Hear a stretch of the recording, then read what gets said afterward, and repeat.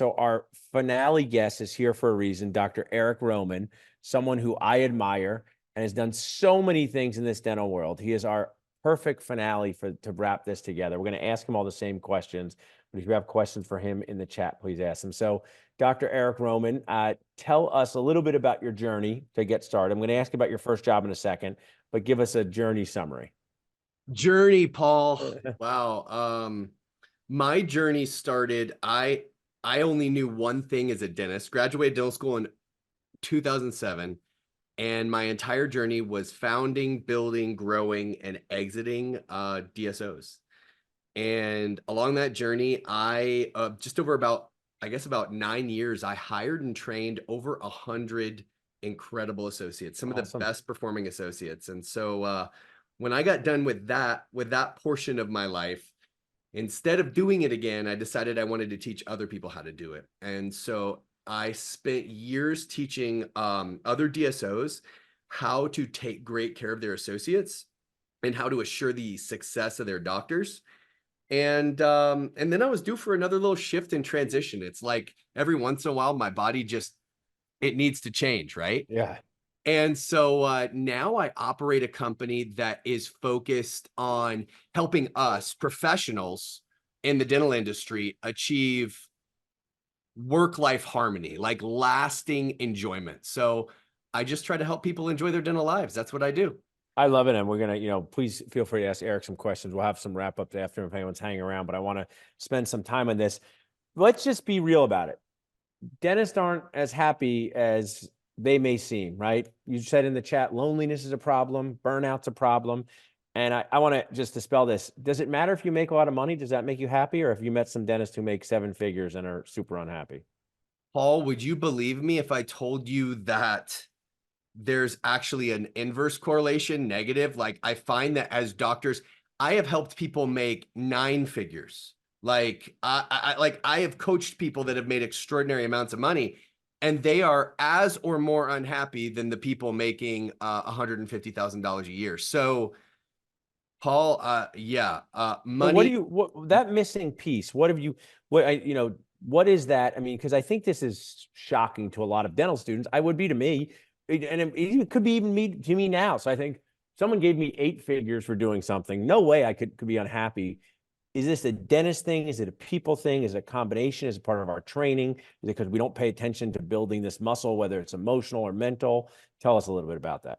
It's a human thing, Paul. And actually, it's something I'll touch on maybe in a minute, but we learn only to be validated by the success of what we do as dentists, by the success of our business, by the success of our crown margins, by the success of the number of patients coming in, or the validation of the number of our income on an annual basis. And the truth is, that doesn't mean anything. Like, Right. what do we actually do with our lives? How rich are our relationships? Do our kids even know our names? Are we actually getting what we want out of life?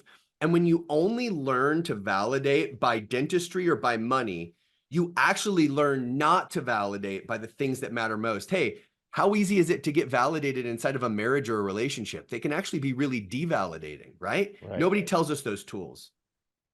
I love you sharing.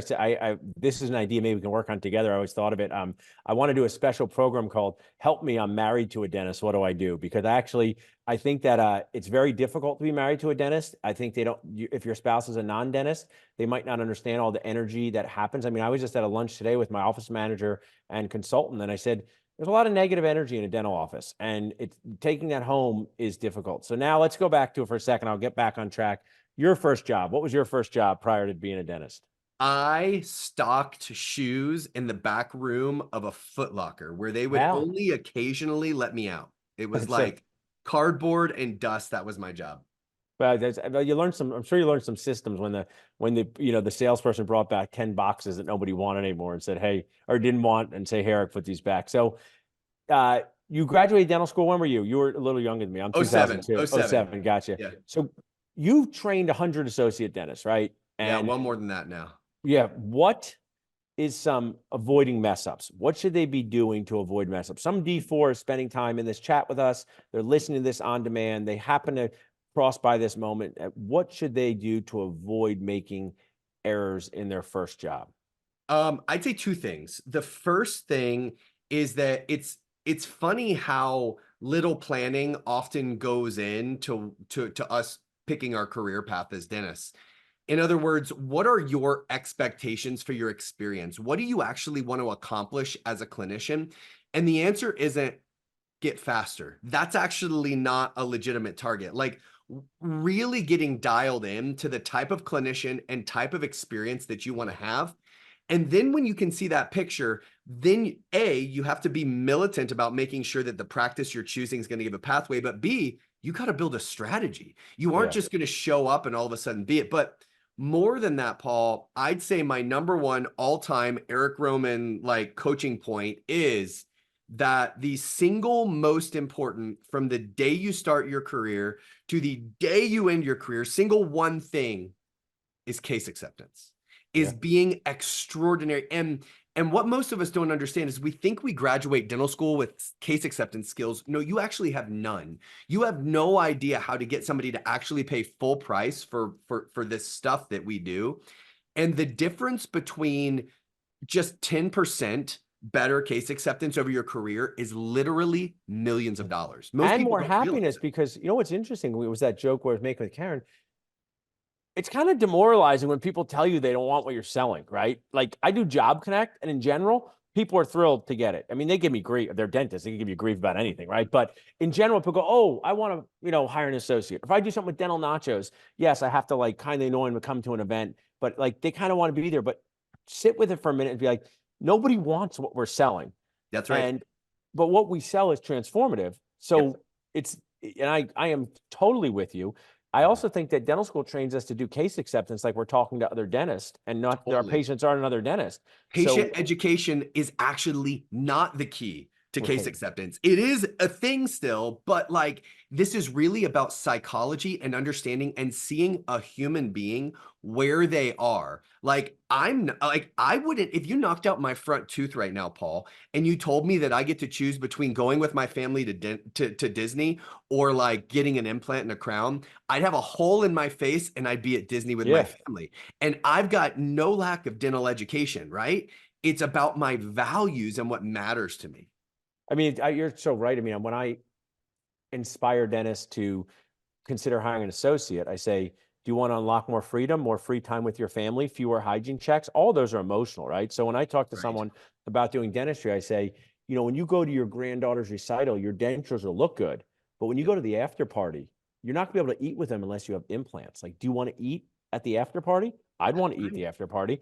And that dental school doesn't talk in those ways. They talk about atrophy and periodontitis. So I think what you've touched on is so key because associate dentists, they have a tough job because when you're Parth, right, who was on here before, you're the newest dentist to the practice, seeing the newest patients, and you don't have relations with them. If someone was listening and said, where would you go to learn more case acceptance? A book, a podcast, a CE course. I know you might have 10, but just tell us a couple that you would say, hey, I'd go here to learn case acceptance. I'd say two things were really pivotal for me. Number one, Bruce Baird and the Productive Dentist Yeah, it's Academy. awesome. You and I both love them. They're incredible. And then I would say my number two, my like phase two mentor on case acceptance was Dr. Paul Homily. Yeah, And he's great. he was incredible as well. And yet, here's the real thing that matters. That's a great place to start, but it has to be a rhythm. You have to constantly be coming back and measuring and looking and then executing on those skills. That's the difference between the good, the great, and the extraordinary. I love that. Please tag Bruce Baird and tell us his fans are talking about them and Yep. talk to them because what the answers to the test are out there, right? Like To Sell is Human by Daniel Pink. If someone did nothing other than read and listen to that book, they would transform their case acceptance. So what's cool about life is the answers to the test are out there, but you have to spend the time, the energy, and the effort. Then, of course, build these skills. Now, the sooner question, which I love, right? I wish I had gotten coaching on numbers sooner. What do you wish someone told you sooner? You paid attention sooner?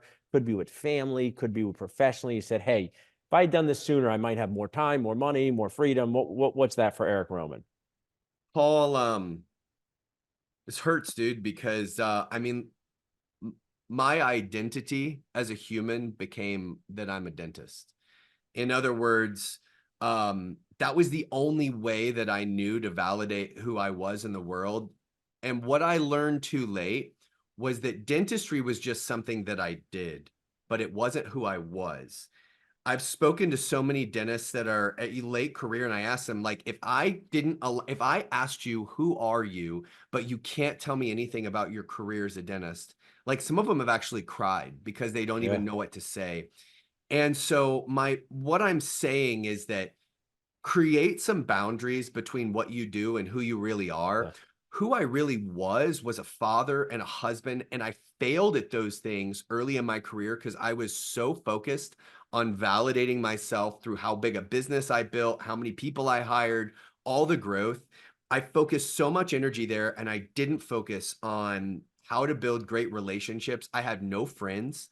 I didn't focus on how to take great care of people. I didn't honestly even focus as much. I focused on how to bring a lot of money into my life, but not how to use it to Right. be healthy, right? And I so, love that. you know, I did a lot of damage, and I learned along the way that all those damages that I did, I just repeated patterns that have been in our industry forever and ever.